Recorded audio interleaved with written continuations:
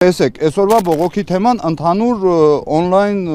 սերվիսում տաքսի ծառայություններ մատուցող ընկերությունների դեմ են։ Իհարկե այսօր մոնոպոլիան պատկանում է Yandex-ին, ես չգիտեմ կոնկրետ այս կառավարության հետ Yandex-ը ումա փող տալի, որ սենց ազատ կարում է մարդկանց քերի, բայց այն որ փող տալի կամ այն որ կառավարությունը փայի մեջ է, ես որպես մարդ, որը հաստատ չեմ կարող ասել ով, բայց չի լինում նման բան, որ կարանան մտնեն երկիրը քերեն, երկրի մեջ այդքան քերեն ու կառավարությունը այդքան չնկատի։ 120,000 աշխատող ամենակիչը վարորդ կա, որից հասկացան 40,000-ը թող լինի 30-40,000-ը թող լինեն ոստիկանները, այն մյուս աշխատողները, ովքեր գործից հետո հելնում են ուղակի մի երկու գործ անեն, գնան տուն, բայց այն մարդիկ, որպես հիմնական աշխատանք աշխատում են վարորդ, քշում են տաքսի, այդ մարդիկ մենք պահանջում ենք, որ պետությանը մենք հարկ ենք մուծում։ Եթե ինքը մեզանից վերցնում է որպես տաքսի շոֆեր, ես մարդ եմ, ինքը ինձանից որպես տաքսու վարորդ վերցնում է հարկ։ Ինքը այդտեղ գիտակցում է, որ ես տաքսու վարորդ եմ։ Այդ ոնց է չի գիտակցում, որ ես մարդուն ես հարկում եմ որպես տաքսու վարորդ, դեպքում բերեք գրանցված աշխատող համարենք այդ մարդուն։ Այդ տոկոսադրույքների բարձրացումը, որ 4-ից կամ 0-ից հասավ 25-35 մինչև այդ տոկոսադրույքները բերել ստաբիլիզացնել, դարձնել ամենաշատը 10% ներառյալ ընդհանուր հարկերը, որպեսզի վարորդը կարողանա հասկանալ, որ տնից դուրս եկավ գործի, ինքը փող է աշխատելու։ Գոնե մինիմալ աշխատելու է, ստիպված չլինի 8 ժամ նորմալ երկրներում, որ մարդիկ 8 ժամ աշխատում են, նրանց հələ օտպուսկ են տալի, էս են անում, իսկ մեր մոտ մեզ դաժե որպես աշխատող չեն ճանաչում։ Ինչի օրինակ չեք կարողանում, եթե 201,000 դրամից ավելի շատ եք աշխատում, չեք կարողանում մյուսների պես օգտվել պետական բժշկական ապահովագրությունից։ Որովհետև մեզ չեն գրանցում որպես աշխատող։ Մեզ գրանցված, չէ, ոչ մի պատճառաբանում դրա համար չկա, on-line միակ պատճառաբանումը, որ ես մի անգամ լսեցի, որ դա on-line տիրույթ է։ Նույն այդ on-line տիրույթից դու կարողանում ես այդ մարդուն հարկի ենթարկել։ Ամեն մի կատարած պատվեր հարկի ենթարկվում է նույն այդ on-line տիրույթում, բայց նույն այդ on-line տիրույթից իրանք չեն կարող մեզ գրանցված աշխատող համարել։ Ինչքան է հարկում։ 4.5% էս պահին, եթե ես ճիշտ եմ հիշում։ Յուրաքանչյուր պատվեր, օրինակ դրամով է 4.5, եթե նաղդով 5%։ 5%, տեսեք, օրինակ, եթե ես կատարել եմ 1000 դրամի պատվեր, 50 դրամը գնում է պետությանը։ Քարտային վճարման դեպքում 4.5-ը, 450-ը։ Հա, տեսեք, հաջորդ հարցը տոկոսադրույքների խնդիրն է։ հասկանանք էլի, տոկոսները բարձր են, բայց այսինքն բարձր տոկոս եք տալիս, բայց միևնույն ժամանակ չեք օգտվում այն ապահովագրությունից, որը օգտվում է մի մարդ, որը ուրիշ տեղ աշխատում, բայց գրանցված աշխատում։ Գիտեք ոնց է, այստեղ հենց իզուր չի ասված մոնոպոլիա բառը, որովհետև տեսեք, պետությունը այսօր ինձ որպես վարորդ հարկում է 4.5%, Yandex-ին որպես on-line տիրույթում ծառայություն մատուցող հարկում է, Yandex-ի գործընկերներին, տաքսոպարկերին հարկում է, այսինքն մենք աշխատում ենք, մեզանից հետո նույն այդ աշխատավարձը 3 տեղ հարկվում է, այդ ամեն ինչը պետությունը տենում է, բայց պետությունը նույն հաջողությամբ չի տենում, որ այս մարդը աշխատում է։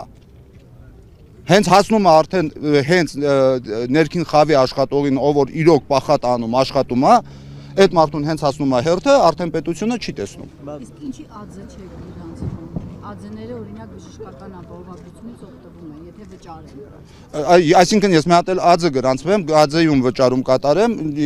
իմ աշխատանքը 3 տեղ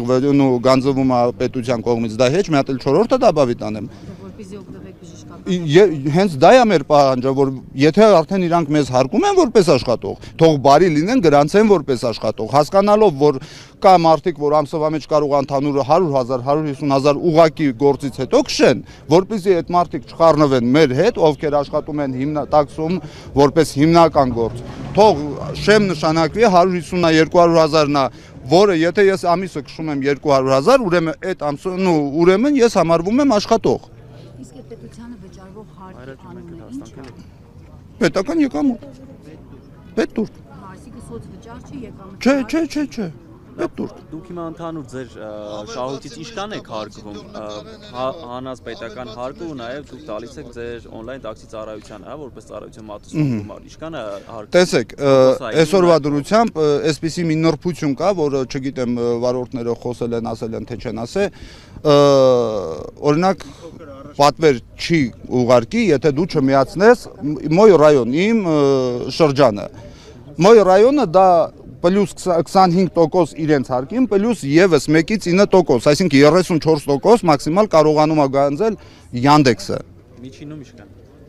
Ну, միջինումը, եթե մարդ ժամանակ ունի, ասենք 16 ժամ դուրսը պրոստը մեքենայի մեջ, քնի մեքենայի մեջ, ուտի մեքենայի հետ պսակվի մնա մեքենայի մեջ, ու այդ մարդը, ասենք 16 ժամ մնացողը չի միացնում պրինցիպից դուրս գալով այդ բանը, բայց էլի մինիմալը 25% գանձվում է։ Էդի մենակ Yandex-ը։ Նշեցիք, որ կառավարությունը փայ ունի, ինչ նկատի ունեք մի փոքր կման։ Իհարկե նկատի ունենում, տեսնում է, պատկերացրեք 120,000 վարորդ 120,000 վարորդ աշխատում է ու այսպես ասենք միջինացված որ ասեմ միջին ամեն մի վարորդս քշում է նու 3-ից 400,000-ի քշում ենք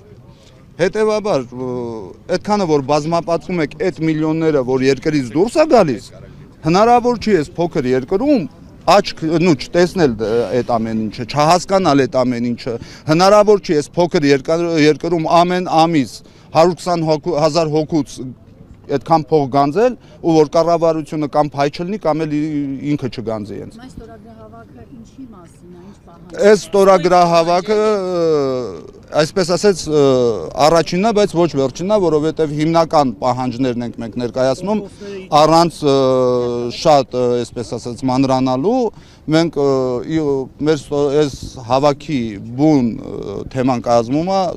որ մեզ համար են գրանցված աշխատող։ Առաջինը, որ իջացնեն տոկոսները, որպեսզի վարորդը, որը քշում է 14-16 ժամ դառնում է ավարիայի բուն, դառնում է մարդասպանության բուն, այդ մարդիկ կարողանան մի քիչ քշել, բայց աշխատել, որ այնքան որ կարողանան գոնե ընտանիք տուն փող տանեն, այդքան բան։ Նաև պայմանների աշխատանքային պայմանների բարելավումը։